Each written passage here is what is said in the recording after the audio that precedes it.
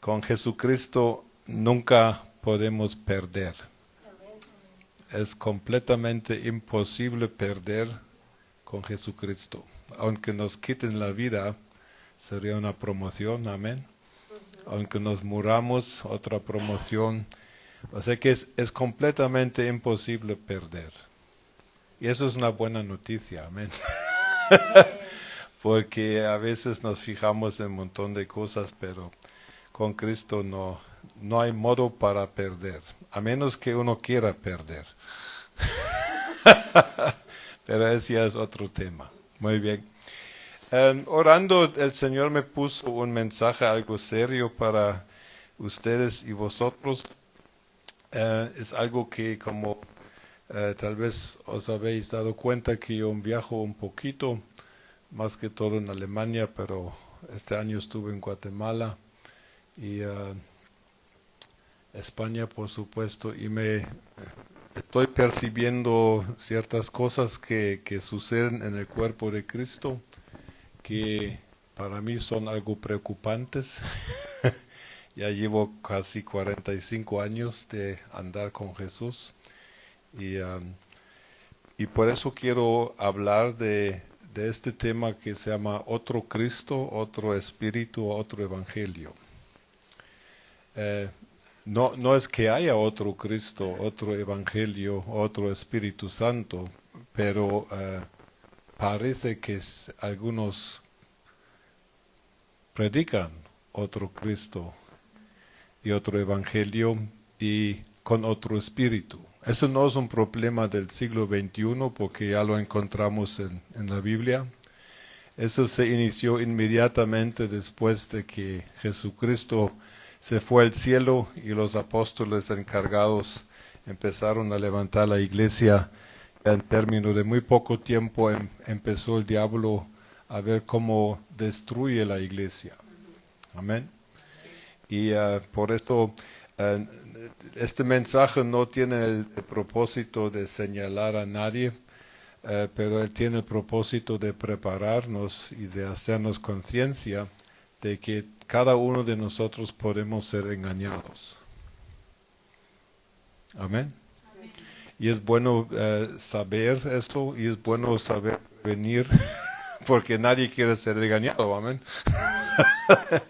Pero el hecho es de que sí, gente, podemos ser engañados por esto. Por eso Pablo escribió, por ejemplo, en 2 Corintios 11, 3 al 4, pero temo que así como la serpiente con astucia engañó a Eva, vuestros sentidos sean también de alguna manera extraviados de la sincera fidelidad a Cristo, porque si bien alguno predicando a otro Jesús que el que os hemos predicado, y si recibís otro espíritu que el que habéis recibido, u otro evangelio que el que habéis aceptado, bien lo toleráis. Pero, ¿cómo puede uno saber que me están predicando otro Cristo y otro evangelio? Porque el problema es que la predicación de otro evangelio, otro Cristo, por otro espíritu, en el contenido va a sonar igual como el evangelio original. O sea que no va a haber una distinción. Amén. Y eso es lo serio de uno puede ver y dice, por ejemplo, si eso es bíblico. ¿Ya? Pero ¿cómo definimos que es bíblico? Allá ya tenemos un problema. ¿Es bíblico que alguien tenga 13 mujeres? Por supuesto, en la Biblia hay uno que tiene más de 13 mujeres. Pero ¿es bíblico, es sinónimo a que es correcto? Solo una pregunta. ¿Es bíblico matar a 100, 200 filisteos y cortarles, circuncidarlos a fuerza para pagar el precio de la boda? Es bíblico, pero no es buena onda, ¿verdad? Especialmente no es bueno para filisteos. Entonces aquí tenemos que volver a definir bien los términos. Pero el engaño es, como ya dije, el engaño de Satanás. Desde el principio, ya el libro de Gálatas habla, Pablo está enojadísimo. Estamos hablando de unos 25, 30 años después de la resurrección de Cristo. Y Pablo les escribe, están locos. En esos días leí una versión, sois estúpidos, Gálatas, insensatos, dice en nuestras Biblias, pero el término realmente es, estáis completamente locos. En Guatemala dirían chiflados, porque os predicamos el evangelio original y ya están siguiendo otra onda. Y originalmente, en aquel tiempo, Satanás ya trató de desviar, ya en el libro de Hechos empieza eso. ¿Qué pasó? Se convertían gentiles o no judíos, y los judaizantes, que por ejemplo es otro movimiento fuerte ahorita, particularmente en México, entre la iglesia evangélica. Los judaizantes decían no, los gentiles, si se conviertan a Cristo, tienen que cumplir la ley, tienen que circuncidarse, y se fueron a esta onda. Ayer me contó Elías Tepa que conoce un hermano que estudió en México, regresó aquí, fundó una iglesia mesiánica, y algunos, y estamos hablando de gente estudiada, con gente preparada, académicos, algunos se fueron a circuncidar. Yo digo, hay que leer Gálatas 5:4, donde dice que si te circuncidas, has caído de la gracia. No, lo dice claramente. Entonces estas cosas son nada nuevas, pero tenemos que estar siempre conscientes y preparados de que Satanás querrá engañarte a ti y a mí con estas cosas. Vivimos más cerca en los últimos tiempos que en el tiempo de Jesús, amén. Y no sé cuánto nos queda de tiempo. Para mí estaría bien que el Señor viniera mañana, porque así al fin se me quita mi dolor de espalda y todos los demás dolores que tengo. Pero ahora sí se tarda otros 1000 años. Siempre tengo el temor de que Dios y el Padre estén hablando en el cielo diciendo, ¿qué dices? ¿Qué dices tú? ¿Esperamos otro día? Y yo, ay no, otros 1000 años. Pero vamos a ver. Sabemos una cosa, de que acercándonos hacia el fin de los tiempos, y nadie va a saber si es cerca o no, el hecho que tenemos que estar preparados en cualquier momento, amén. Porque Jesús, aunque no venga para todos, puede venir para alguno de nosotros. Y por eso no hay alternativa para no estar preparados, amén. Porque uno se puede morir, y entonces estás frente a Jesús y ya tienes que arreglarte tus asuntos con Él. Amén. Pero sabemos que hacia el tiempo final el espíritu del anticristo va a aumentar su trabajo. Amén.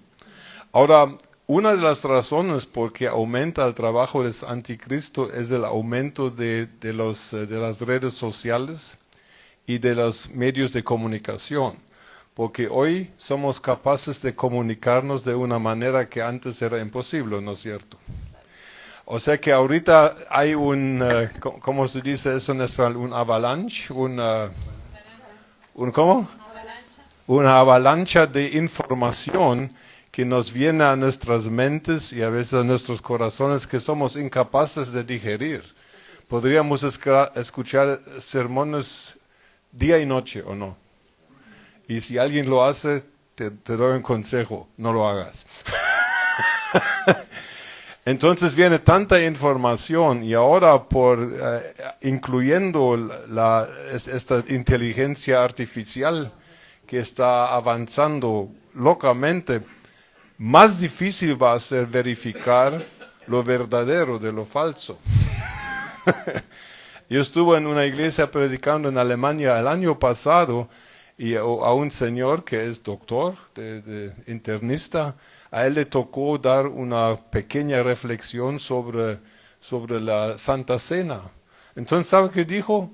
Es que me dio curiosidad y entonces yo puse ¿cómo se llama? Inteligencia artificial el tema Santa Cena a ver qué me sacó. Entonces nos presentó lo que la computadora le había dicho que debería hablar de la Santa Cena y fue casi 100% bíblico. Mas sin embargo, quién sabe si no se puede colar algo por allá que no queremos. Amén. Como no os conozco bastante, solo a Fernando y no sé, ¿cómo? Carmen. Y la semana pasada escuché predicar a Vianney. Lo que más me gustó fue este positivismo tóxico. Ese sí me gustó a mí. Yo le pongo otro nombre, pero... la palabra anti tiene dos significados en el griego. Puede significar en contra o puede significar en lugar de. O sea que anticristo es un Cristo falso que va en contra del original, pero anticristo también puede presentarse como un Cristo que se pone en lugar como alternativa al verdadero. Y el trabajo del espíritu de anticristo en este tiempo, y es obvio que lo hace, es presentar la máxima similitud al original, con tal de que los cristianos caigamos en la trampa.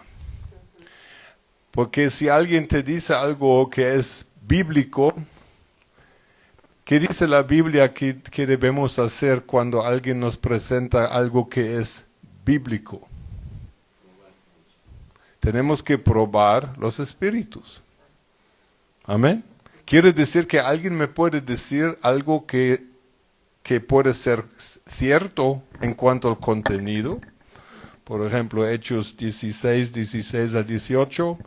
Estos son hijos, son enviados por Dios para presentaros las buenas nuevas. El contenido del mensaje de esta adivina era 100% verdad. El espíritu con el cual lo dijo fue 100% diabólico. Entonces, ¿qué va a usar el diablo para engañar a la iglesia? La verdad.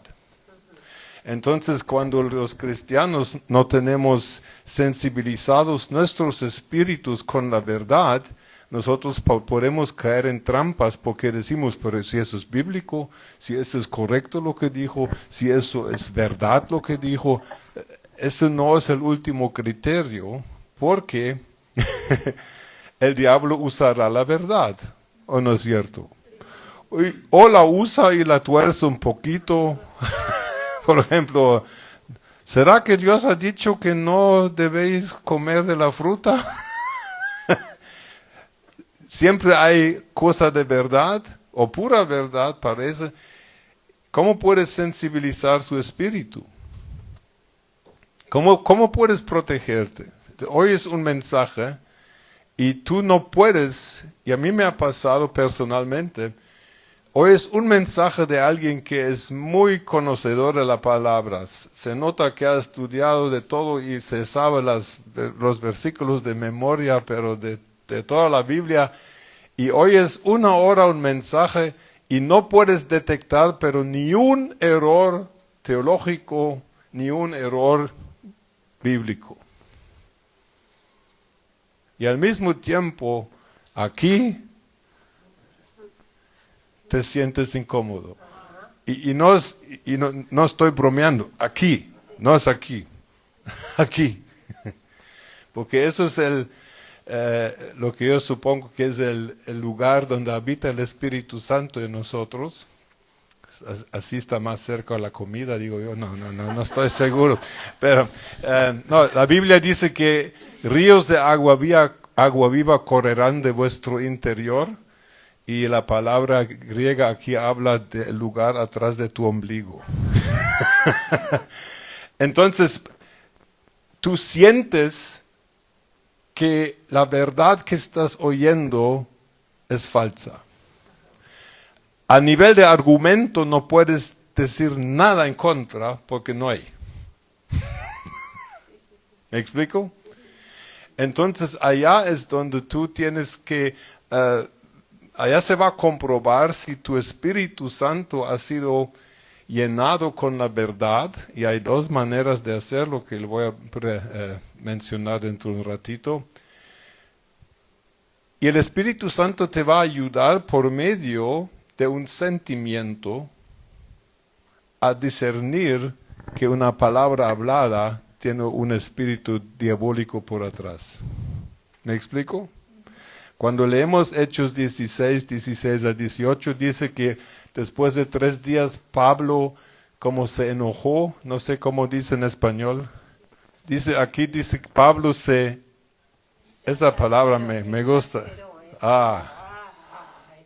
Pero esta palabra, hermanos, es una emoción, no es un pensamiento.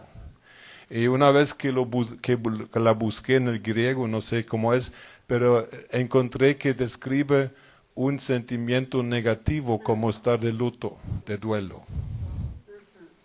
O sea que el Espíritu Santo le enseñó a Pablo lo que está diciendo esta mujer, que es verdad respecto al contenido, pero es del diablo respecto al Espíritu. Amén. ¿Cómo puedes tú tener esta sensibilidad de espíritu? Tú te tienes que llenar de la verdad. Y llenarte de la verdad, nosotros solo tenemos un chance, y eso es comer la palabra de Dios. Leer la palabra de Dios de forma excesiva. No para entenderla, sino que para tu espíritu le dé como una lavada completa por dentro. Porque uno de los libros que escribí, el penúltimo, se llama El creyente y la Biblia. Allá le explico este proceso de cómo puedo sensibilizar mi espíritu para protegerme contra el engaño. Porque el engaño vendrá. Y tenemos que estar preparados. Amén. Y la palabra de Dios, y la otra cosa que nos ayuda mucho es hablar en lenguas. Hablar en lenguas lo que uno pueda. Y si uno no habla en lenguas, por favor, consíguetelas. ¿Ya? Yo oro por ti para que hables en lenguas. Y no hay nada que debería impedir eso. Y no te dejes engañar por cosas teológicas de que no es para hoy o que necesita ser traducido. No, lenguas son para edificarte. ¿Por qué? Porque cuando tú hablas y oras en lenguas, ¿qué sucede?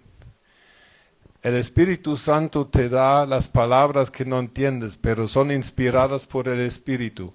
Y hablando la palabra inspirada por el Espíritu, tú al mismo tiempo estás sensibilizando tu espíritu humano para que sea fortalecido en lo que es la verdad. Amén. Por eso al meditar la palabra de Dios la deberías hablar. Y no solo leer y pensar. Está bien leer y leer la palabra solo en silencio, pero a manera de testimonio, porque ahorita Dios ya me permite testificar eso después de 2 años y medio que estoy haciendo eso. Hace como 3 años casi Dios me dijo que leyera la palabra en voz alta y de rodillas. Y ya leí toda la Biblia 2 veces de rodillas en voz alta. Y yo personalmente siento un cambio por esa disciplina. No lo estoy predicando para presionar a gente, estoy testificando de que a mí siento que pasó algo. Por supuesto, también leo la palabra así normalmente cuando la estudio, ¿sí? Pero eso es algo que la boca tiene un poder tremendo, porque en Josué 1:8 dice de que la palabra de Dios no debería, ¿qué? Nunca se apartará de tu boca, De la ley. De tu boca dice, y no dice ni mente ni corazón, porque la boca es la clave. Y por eso los judíos están frente al muro de lamentaciones así, y se mueve constantemente la boca porque están repitiendo la Torah o los profetas. Y hablando la palabra de Dios, tiene un efecto espiritual sobre ti, tiene un efecto incluso a nivel nacional. Porque en primer lugar los judíos son un testimonio de Dios. Todos los quieren matar, amén. Y allá siguen vivos a pesar de que estén rodeados por 1,000 millones de árabes que los quieren ver muertos. Allá están los cuantos millones de judíos y son indestructibles. Y miren lo que pasa, de que solo alguien en Irán empieza a tirar cohetes a Israel y ¿qué pasa unas semanas después? Pues se murió. ¿O no? En un helicóptero. Uno no se debe meter con Israel, eso es peligroso. Pero Israel es un país que, ahora necesito los matemáticos, Israel forma el 0.02% de la población mundial. ¿Amén? Es muy poquito, son como 16, 17, menos. 10 millones. Bueno, son pocos. Los árabes conforman el 20% de la población mundial. Ahora una pregunta. ¿Cuántos premios Nobel han ganado los judíos y cuántos premios Nobel han ganado los árabes? En toda la historia. Lo pueden ver en Google, hay páginas. Sale que los judíos, que son 0.02% de la población mundial, los judíos se les atribuye 232 premios Nobel. Y estamos hablando de premios Nobel de química, de matemática, de física, de medicina, y no solamente de premio Nobel de la paz que cualquier tonto puede ganar en este tiempo. Amén. ¿Cuántos premios Nobel han ganado todos los árabes? Los millones, billones de árabes. 13. ¿Cuál es la diferencia? Los judíos son el pueblo de la palabra de Dios y hablan la palabra de Dios. ¿Qué dice Josué 1:8? Si la palabra de Dios, esta ley, no se aparta de tu boca, en forma corta, serás prosperado en todo. ¿Ya? ¿Qué dice el Salmo 1:2?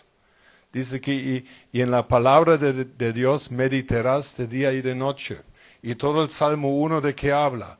Si haces eso, tú vas a ser prosperado, tú vas a cosechar tomates de 2,5 kilos y tus hijos solo van a sacar 11 en la escuela y cosas por el estilo. Amén. Eso es. Pero, ¿qué significa la palabra meditar en el Salmo 1:2? Es la palabra agá, algo así. Lean mis libros, ahí está todo. ¿Y saben qué significa? Eso es lo interesante. Significa hablar en voz baja.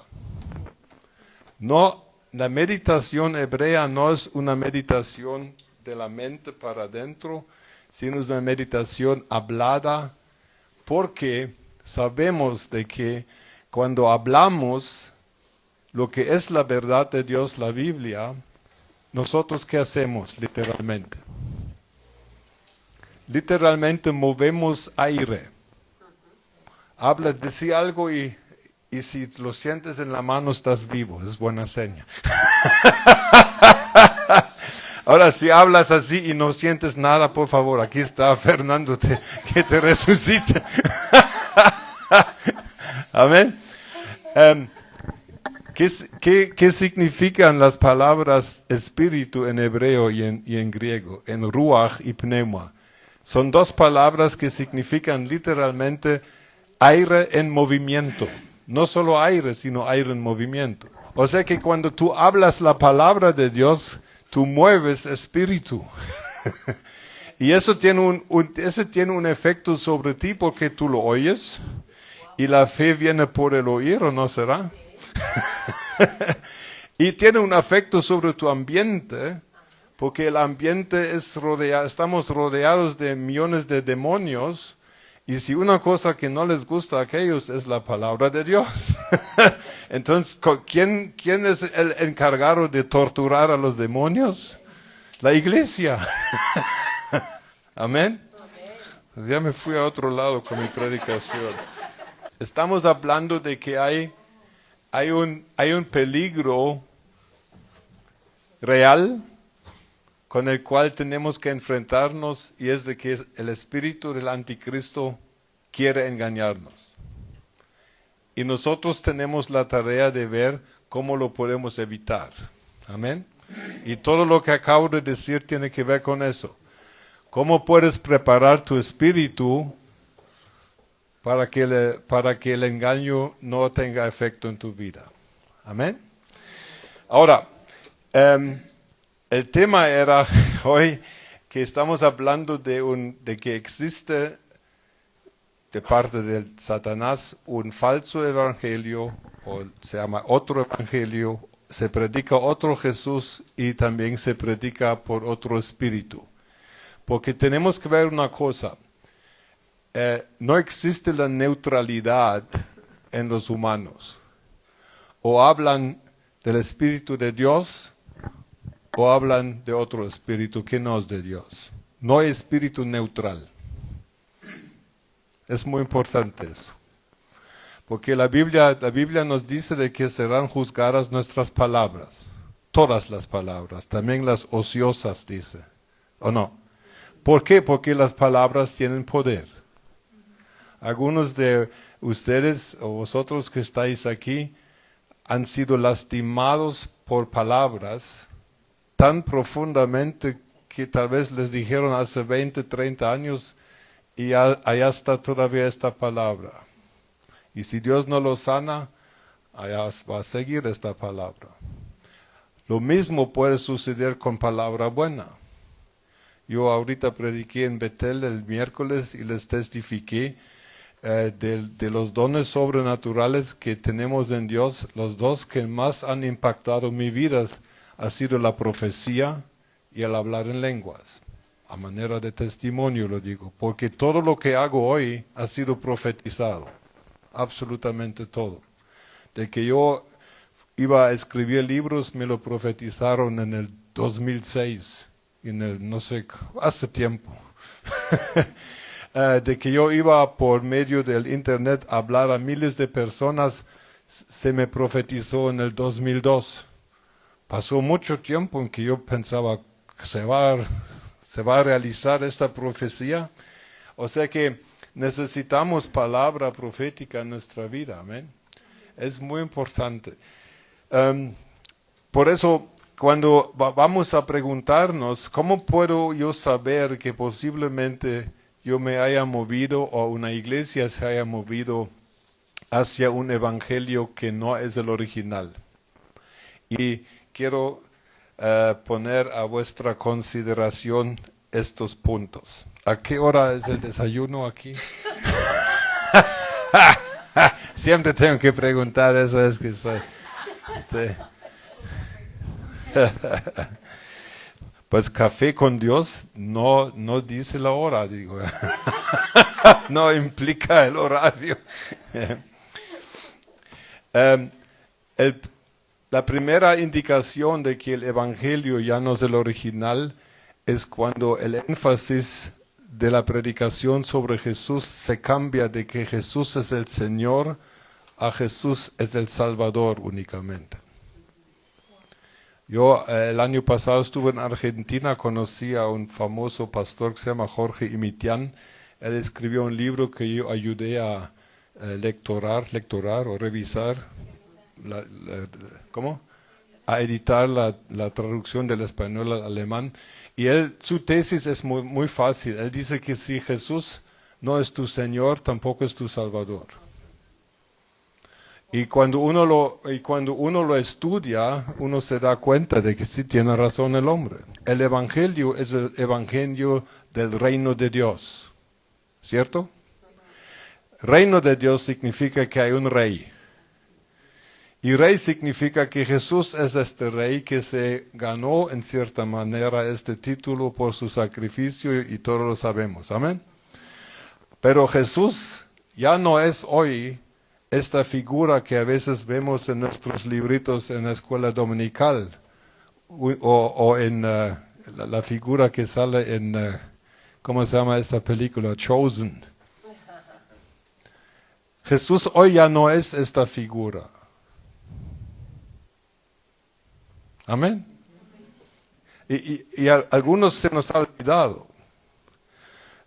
Yo cuando estoy en reuniones, hay reuniones especialmente de los pentecostales macizos de Hueso Colorado, o carismáticos fanáticos, se tiende a hablar cosas donde yo digo que ¿realmente estáis pensando en lo que decís? Dicen, por ejemplo, cuando la alabanza se pone un poquito más fuerte y se siente cierta emoción más fuerte en el lugar, algunos dicen, hermanos, ahora está el Señor aquí. Como si no hubiera estado antes. La pregunta que yo tengo es la siguiente. Cuando observo a los hermanos, dicen eso, el Señor está aquí. Y todos parados, algunos sentados, otros en el celular, otros se va al baño, otro regaña a su niño que está molestando. Yo diría, si el Señor Jesucristo estuviera realmente aquí presente, nadie de nosotros estaría de pie, porque en Apocalipsis 1 lee una cosa. Juan tuvo una aparición de Jesucristo, dio vuelta, lo vio y ¿dónde apagó Juan? ¿Dónde terminó él? Postrado y ni siquiera de rodillas. Allá se fue al plato, diríamos en Guatemala. Entonces hablamos a veces cosas y no entendemos de qué estamos hablando. ¿Me explico? Mira, Jesucristo no es uno que está pidiendo al mundo, por favor, entréguense, por favor, háganme el gran favor, no quiero pasar solito la eternidad. A veces presentamos a un Cristito tan chiquito, tan hecho a nivel, claro que Jesús se hizo hombre, amén. Pero ahora Jesucristo es Dios en forma humana también, pero Él es el rey de este reino de Dios y Él no pide, Él exige y Él manda. Él no pide favor. La predicación en el Nuevo Testamento no era por favor acepten a Cristo, sino que era que tenemos un mensaje, o aceptan a Cristo o se van al infierno. Amén. Estamos hablando del Señor Jesucristo y estamos hablando de Él que va a ser el jefe del universo para toda la eternidad. El que dice que Él mantiene este mundo físico en sus manos. O sea que Jesús es el poder que no permite que los átomos se desintegren. Porque parece que hay dos fuerzas contrarias dentro de un átomo, ¿verdad? Y todos se preguntan cómo no explota esta cosa. Pues Jesús dice, no, no lo dejo. Y estamos hablando de la máxima majestad que existe. Y Él es digno de que Él sea el Señor de nuestra vida. Pero si nosotros predicamos un evangelio que solamente está enfocado en la necesidad humana, claro que el ser humano necesita salvación, amén. Necesita nacer de nuevo en Cristo, amén. Necesita el Espíritu Santo, necesita una nueva identidad, necesita la justicia de Dios, necesita un montón de cosas, pero eso no es la última finalidad del Evangelio. A veces hago preguntas, soy mala gente en este sentido, y hay iglesias donde se me quedan mirando nada más. Pregunto, ¿por qué te salvó Jesús? Entonces algunos atrevidos dicen que, y correctamente dicen que es que porque me ama. Amén, dijo yo. La segunda pregunta que hago es, ¿para qué te salvó? Se quedan mirando y pensando. Algunos se nota que están pensando en las muelas del gallo.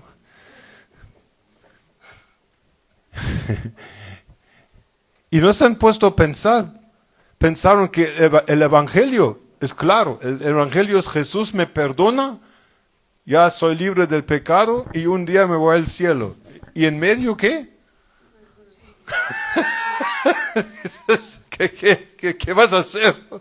¿Vas a estar esperando? No. ¿Para qué te salvó Jesús?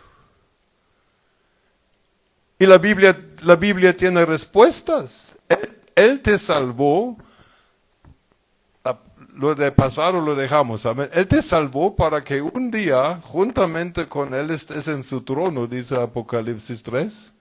Que un día tú te vayas a casar con Él, la iglesia, y vayas a reinar. No sé sobre quiénes, pero habrá algunos.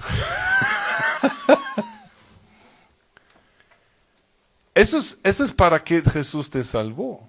O sea que Jesús no te salvó para que apenas lograras entrar al cielo y vaya que me salvó Jesús y que no me fue al infierno. No, esa es una vista muy minimalista de lo que hizo Jesús. Amén. Pero para que nosotros realmente lleguemos a este punto de entender ¿para qué me salvó Jesús? Tenemos que reconocer que Jesús es de verdad el Señor de mi vida. Señor de mi vida, la metáfora que usa el Nuevo Testamento en las cartas y en los evangelios es de que Jesús es el Kyrios. Kyrios es Señor y Kyrios era un título que en aquel tiempo se usaba en primer lugar para el emperador romano, para el César Augusto. Él era el máximo Kyrios. Y todos los que eran dueños de esclavos también podían llamarse Kyrios, pero en minúscula. Amén. Entonces, un Kyrios tiene a doulos, esos son esclavos. Mire, Jesús nos salvó y nos compró, dice. En aquel tiempo se podían comprar esclavos. En aquel tiempo era normal eso. Amén. Hoy todavía hay esclavos, pero ya el trato es diferente, digo yo. ¿Sabes tú que ya no te perteneces? Nada tuyo te pertenece. Ni siquiera el aire que respiras te pertenece. Si Jesús es el Señor, significa que yo he llegado a ser su siervo, su esclavo. No en el sentido negativo, sino en el sentido de que yo reconozco quién es Él y quién soy yo. Y de que Jesús de esta relación se convierta ya en más tarde un matrimonio eterno, esa es decisión de Él, pero no mía. Pero yo tengo que aceptarlo o no. Amén. Entonces, ¿habrá algo en tu vida que no le pertenece a Jesús todavía? ¿Te puede quitar tu dinero, por ejemplo? Es que hay cristianos que realmente creen de que ellos son dueños del 90% de sus ingresos. No sé quién contó este cuento de hadas. Nada, absolutamente nada es tuyo. Pero todo lo que tienes y todo lo que eres, tú puedes invertir en esta relación con Jesucristo. Y eso es el propósito de tu vida. Y allá es donde nunca vas a salir perdiendo. Es imposible perder con Jesucristo. Pero Jesús no pide una parte de mi vida, sino que pide mi vida. Una pregunta que tienes que hacerte a ti es, ¿por qué aceptaste a Cristo? ¿Aceptaste a Cristo para no ir al infierno y para no sufrir? ¿Sigues siendo egoísta y vas a ir al infierno todavía?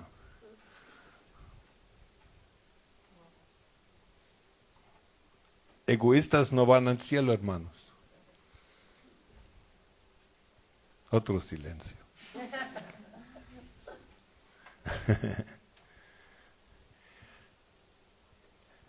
Nosotros tan fácilmente decimos Jesús es mi Señor, pero no nos ponemos a pensar lo que realmente implica. Hay que meditar en eso. Quiero a Jesús solo como mi Salvador, para que esté seguro, por si acaso si me muero ahí, me voy al cielo porque ya levanté la mano, repetí la oración.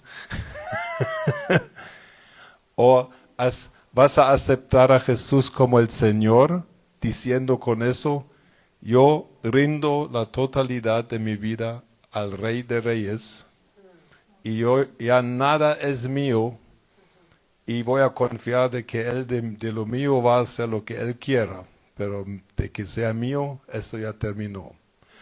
Para mí, yo llegué a entender eso hace unos años, me di cuenta de que el día que yo acepté a Cristo, ese fue el último día de mi vida como la conocía. Pero puedo testificar que fue lo mejor, fue la mejor decisión de mi vida. Porque al fin me di cuenta para qué estoy en este planeta. Amén. Cuando el evangelio se cambia y cuando ya no es un evangelio, ya sabéis que quiero decir bíblico, es cuando abandonamos la gracia y llegamos a ser salvos por obras inconscientemente otra vez. ¿Y cómo puedes saber si tú estás en la gracia o si caíste otra vez en querer ganarte la salvación por tu buen comportamiento? ¿Cómo lo puedes saber? Es muy fácil. ¿Tienes tú de vez en cuando una mala conciencia por no haber orado lo suficiente, ayunado lo suficiente, leído la Biblia lo suficiente? La mala conciencia es una indicación de que tú no estás en una relación con el Dios de la gracia, sino que tú quieres ganarte tu relación con Dios por medio de tu comportamiento.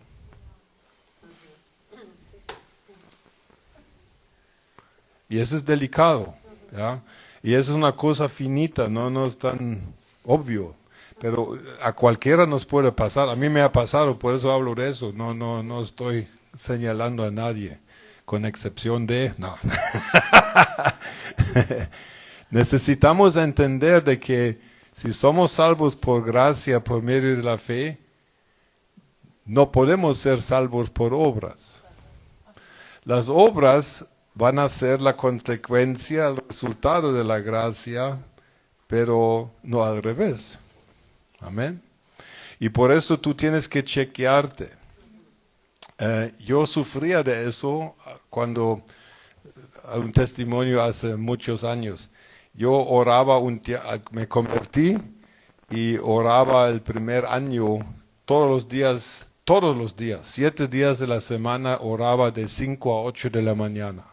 Leí toda la Biblia en un año y orando por sin fin de gente. Y al terminar este año de tanto orar, yo tenía literalmente callos en mis rodillas, literalmente, pero en eso nació mi primera hija. Y se fue la posibilidad de levantarme todos los días a las 5 menos cuarto. Y miren, hermanos, entré en un estado de mala conciencia. Pensé que me había caído de la gracia porque ya no estaba orando y leyendo 3 horas diarios. El tiempo fue magnífico, fue mi primer instituto bíblico privado, pero Dios decidió, bueno, este tiene que aprender unas cositas ahora, porque yo ya empezaba a predicar así. ¿Tú no oras 3 horas al día? ¿Qué te pasa? ¿Tú no te levantas a las 5 a orar? Hermano, arrepiéntete. Y cuando ya tienes una hija, Y estos bebés tienen malas costumbres a veces de destrozar las noches. Y mi esposa estaba mala, estaba operada y no podía levantarse, entonces yo tenía que levantarme a cuidar al bebito y a las 5 de la mañana estaba yo durmiendo con una piedra alemana. Yo pienso que ni un ángel con 6 alas me hubiera despertado. Tuve que aprender que mi salvación no depende de mi comportamiento en el sentido de mis ejercicios que haga. Muy importante. Entonces, pero en cualquier iglesia va a pasar eso, en la vida de muchos hermanos ha pasado, de que llega siempre un tiempo en que abandonamos la gracia y queremos ganarnos puntos, no sé cuáles en el cielo con nuestro comportamiento. Como a mí me gusta humillarme a mí mismo, en este tiempo llegó un evangelista a Huehuetenango, Guatemala, se llamaba Gigi Ávila, Puerto Rico, los viejitos lo conocemos todavía. Entonces era una reunión de líderes y pastores. Dios mío. Entonces digo, y estaba hablando de que hay que leer la Biblia. Y digo, ¿cuántos capítulos leyeron, hermanos, esta semana? Entonces levantaba las manos los hermanos, 10, 7, y así 20. Entonces cuando me tocó a mí, 70.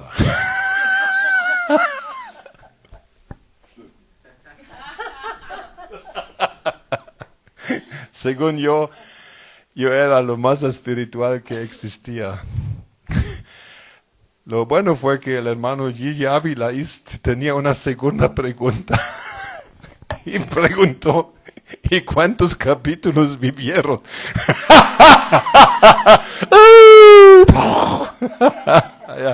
Me bajó de mi soberbia.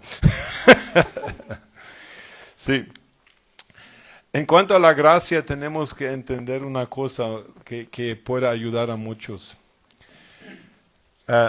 En la gracia, Dios va a preparar obras para que tú andes en ellas. Efesios 2:10, amén. O sea que las obras que tú debes realizar para Dios, actividades, Dios ya las preparó de antemano. Quiere decir que tú no tienes que inventarlas, sino que tienes que encontrarlas. Y muchos se inventan las obras y con eso terminan mal, en lugar de encontrarlas. Entonces, cuando uno aprende a encontrar las obras que Dios ha preparado, uno hace lo que la Biblia llama las buenas obras. Y lo contrario a las buenas obras no son malas obras, sino son obras muertas. Obras muertas pueden ser buenas, pero no tienen relación con Dios. Son obras que te has inventado o estás copiando. El hermano Hans dijo que él leyó la Biblia de rodillas y en voz alta. Ahora lo tengo que hacer yo. No, por favor, no me estés imitando. ¿Ya? A menos que me pagues los derechos. No. Me explico, hermanos. O sea que 1 Corintios 13 dice que si yo doy mi vida para quemar, si doy mis bienes a los pobres y lo hago sin amor, ¿qué es? Es nada. Pero dar dinero a los pobres es bueno. Pero lo bueno puede ser no malo, pero sí puede ser muerto. Si tú das tu diezmo porque tu pastor está en la puerta de tu casa con su Kalashnikov animándote, llama a la policía, por favor. Pero no des tu diezmo así. ¿Me explico? Si haces, no es por presión. Ahora, ¿qué hace? Y ahorita tú puedes saber si estás en malas obras, en obras muertas o en buenas. ¿Tienes mala conciencia en cuanto a las obras que realizas o no?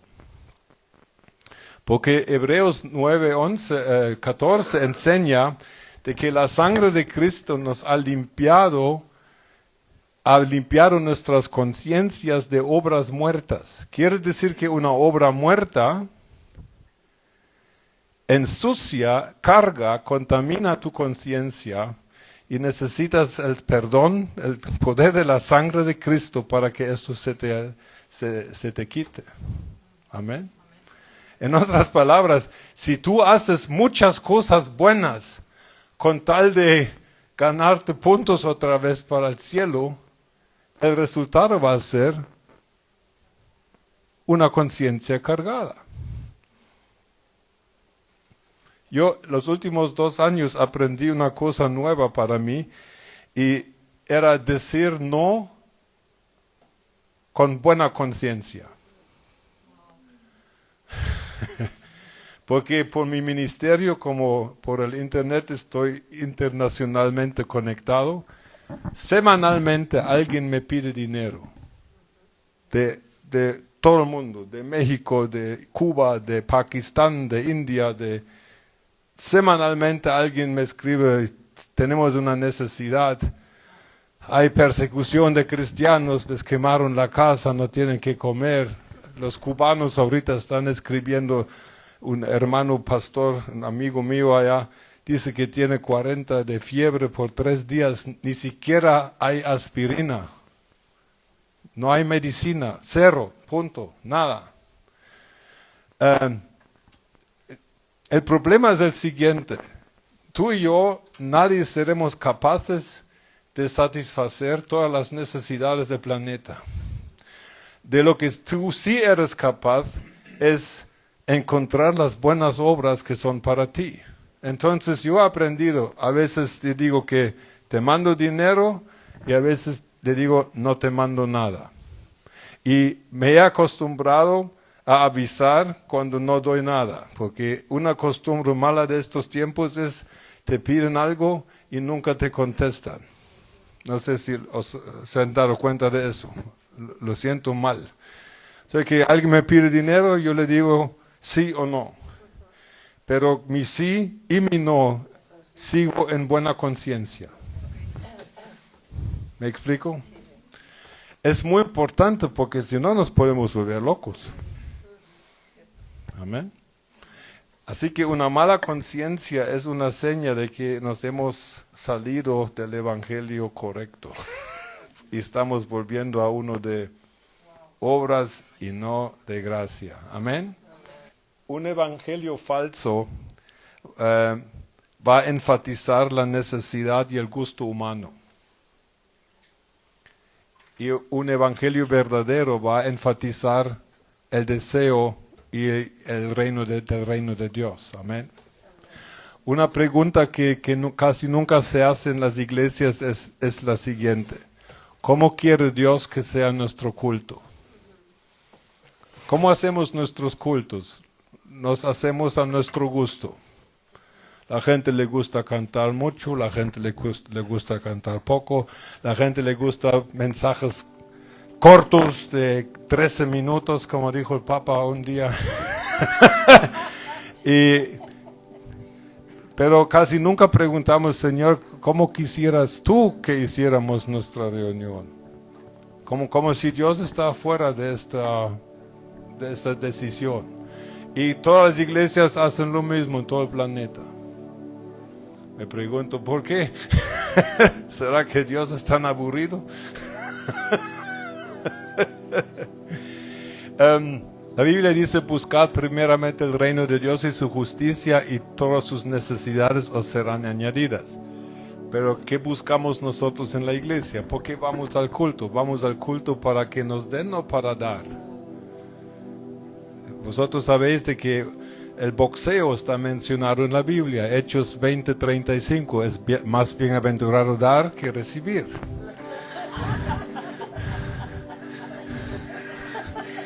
¿O no es cierto?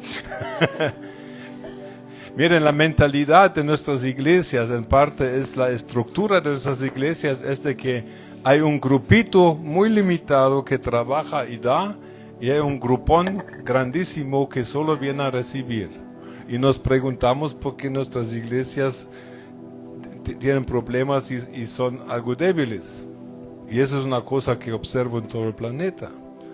Y por eso yo os felicito que estáis haciendo las cosas un poquito diferente en Café con Dios, porque tenemos que buscar maneras que están según el corazón de Dios y un poco menos que están según el corazón del hombre.